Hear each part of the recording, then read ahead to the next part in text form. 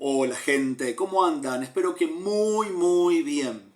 Suponete que te decidiste a estudiar, a hacer un curso, una carrera de nivel terciario, universitario y te inscribiste y la comenzaste a cursar. De pronto, a medida que avanzaban las semanas y los meses, empezaste a notar que no te iba tan bien. Te costaba estudiar, te costaba entender los temas, los trabajos prácticos te dieron bastante trabajo y finalmente alguna nota de algún parcial o de algún examen no fue lo que vos esperabas. Te empezaste de alguna manera a frustrar y a cuestionar si realmente era la capacitación o la carrera que realmente tenías que estar desarrollando, cursando, y finalmente tomaste la decisión de abandonar esa carrera, de dejarla. Entraste entonces en un periodo de transición. Vamos al segundo ejemplo. Suponete que venís con una relación de noviazgo aparentemente súper enamorados, aparentemente todo re bien, aparentemente sin mayores dramas, sin mayores inconvenientes. Sin embargo, un día te cae la noticia de que ya no quieren saber más nada con vos, de que el amor se terminó, de que la relación se terminó. ¡Oh my God! Entras en shock, no entendés absolutamente nada de lo que está pasando. Y con esta relación terminada, finalizada, entras en un periodo de transición. Tercer ejemplo. La vida te viene sonriendo, todo te viene saliendo espectacularmente bien. Las cosas te funcionan de maravilla y tenés delante tuyo un futuro que es tremendamente prometedor. Y de pronto, un día, te empiezas a sentir mal, empiezas a sentir algunos dolores en el cuerpo, empiezas a tener algunos síntomas y te diagnostican una enfermedad completamente inesperada, que de pronto trunca alguno de los sueños que tenías. Y ahora, ese futuro que se veía tan prometedor, te comienza a parecer un futuro incierto, un futuro con algunos interrogantes por delante. Entrás en un periodo de transición.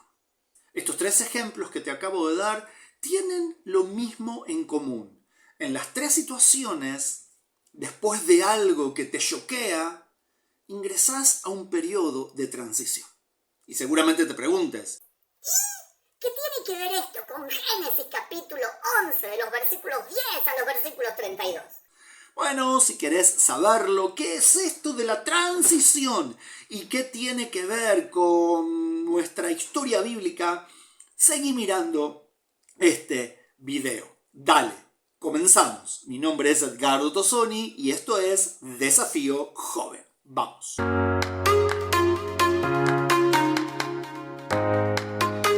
Las transiciones, y te abro un paréntesis para decirte que todos los seres humanos atravesamos por periodos de transición. Las transiciones son esas etapas intermedias en nuestra vida en la cual venimos de una situación determinada, de vivir una situación determinada, y tenemos que tomar algunas decisiones con respecto a lo que vendrá después. Una transición puede durar días, una transición puede durar semanas, meses y según cuál sea la situación de la que estemos hablando, incluso años. Pero bueno, no lo vamos a estirar tanto. Hablemos de días, de semanas o incluso de meses. Ahora, esa transición es el fin de una etapa que venías viviendo, el fin de una situación que venías atravesando. Pudo haber sido una situación positiva, pudo haber sido una situación negativa, pudieron haber sido situaciones agradables o pudieron haber sido situaciones desagradables. Esa situación llega a su fin, a su final, porque nada dura para siempre. Y ahora entras en un periodo de transición en el que tenés que evaluar algunas nuevas situaciones. ¿Para qué sirve una transición? Una transición sirve primero para que hagas una evaluación de todo lo que pasó antes.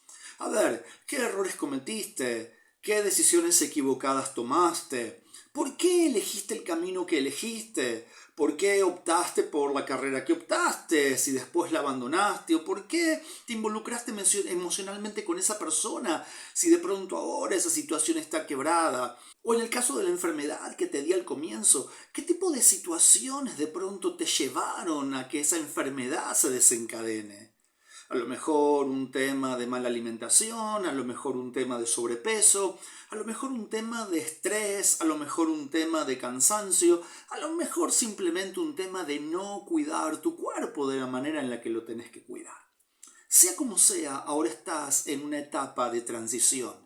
Y el primer punto es evaluar cómo llegaste hasta este punto, cómo llegaste hasta esta nueva situación, qué fue lo que pasó, cómo fueron tus actitudes, cómo fueron tus reacciones, cómo fue tu trato con la gente, qué tipo de vínculos tuviste con ellos, eran sanos, eran tóxicos, eran patológicos, eran agradables, eran desagradables, qué tipo de palabras hablabas, qué tipo de reacciones y de conductas tenías.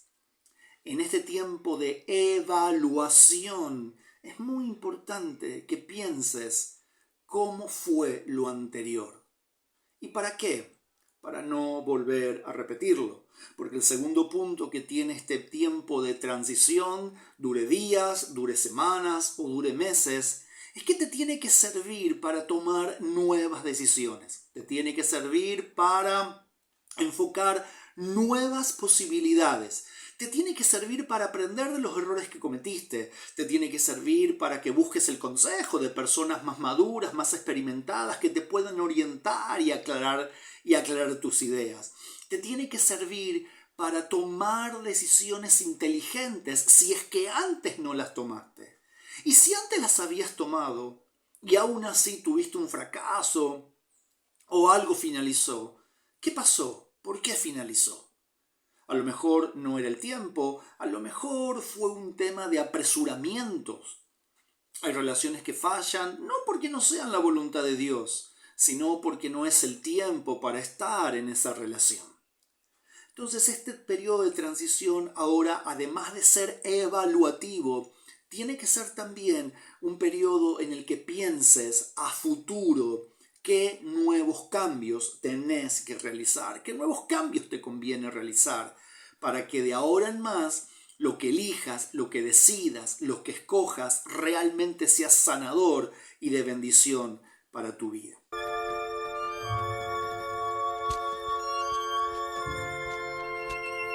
Ese día algo cambió dentro del Otso. Y otro punto importante con respecto a las transiciones es que será ese tiempo en el cual madures. Si tomás las decisiones correctas, madurarás.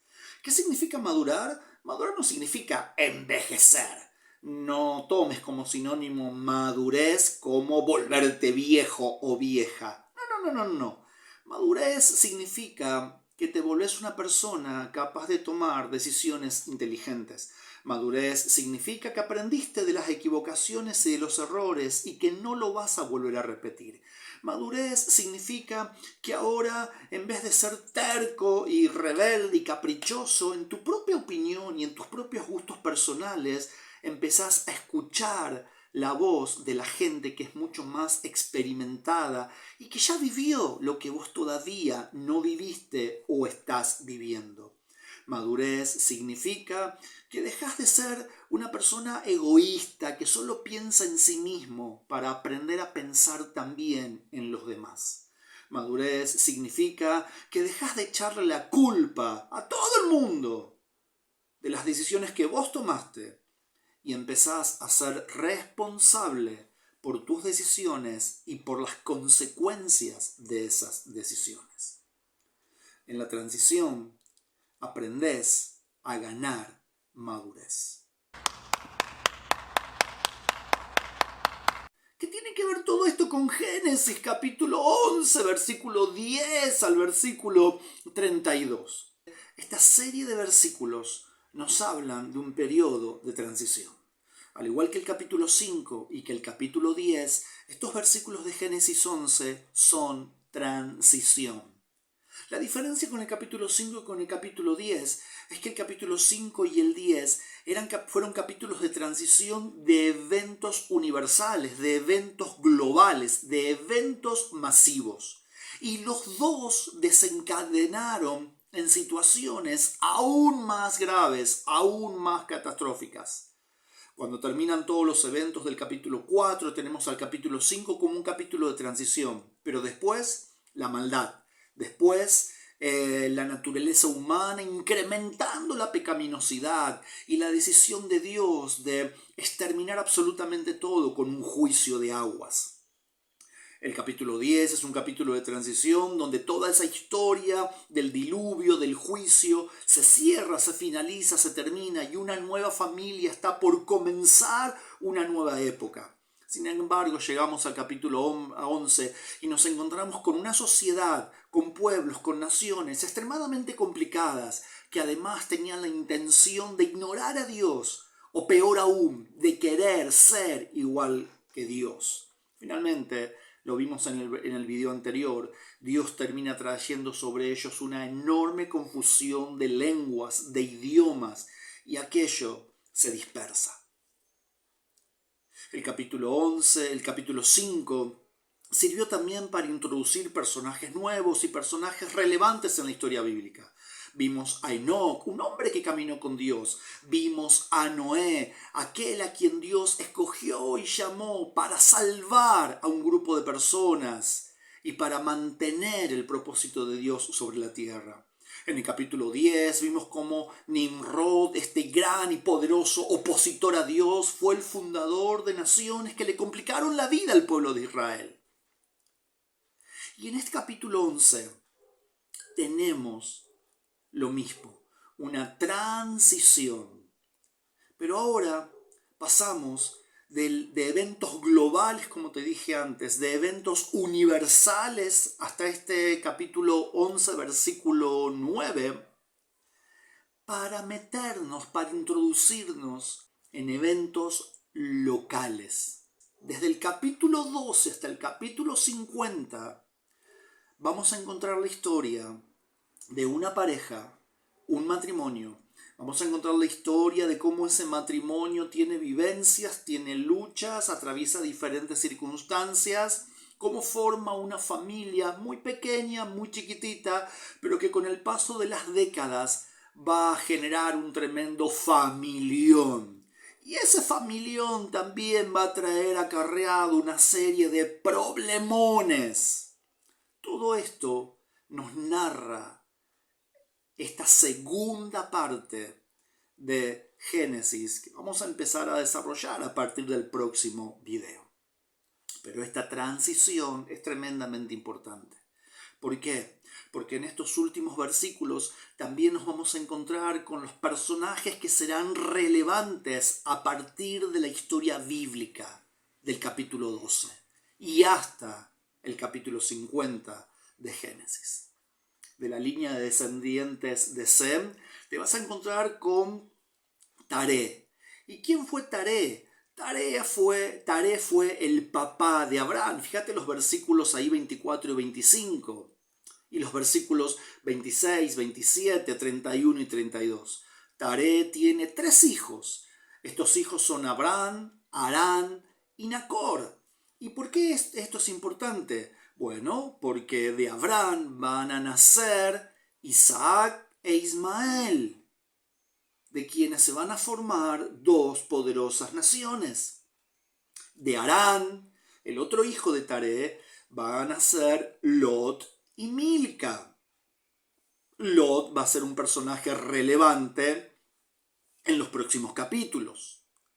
Y Milca va a ser la esposa de su tío Nacor. Sí, la hija de Harán se va a casar con su tío Nacor. Nacor, hermano de Harán y hermano de Abraham. Nacor y Milca van a ser los abuelos de Rebeca. Y Rebeca, en la historia del Génesis, va a ser la futura esposa de Isaac, el hijo de Abraham, el hijo de la promesa. Eso no me lo esperaba. Y también aparece Sarai. ¿Y quién es Sarai? Sarai es la media hermana de Abraham, que además será su esposa. Sí, Abraham se casa con su media hermana, o sea, con su hermanastra, porque Sarai era hija de Taré, Recordá, Taré, el papá de Abraham, pero de una mamá diferente. ¡Wow! ¡Qué lío! ¡Qué mezclas! Pero estos personajes principales que son presentados en este capítulo 11, al final de estos versículos, serán personajes relevantes en la historia del pueblo de Dios y en el propósito de Dios.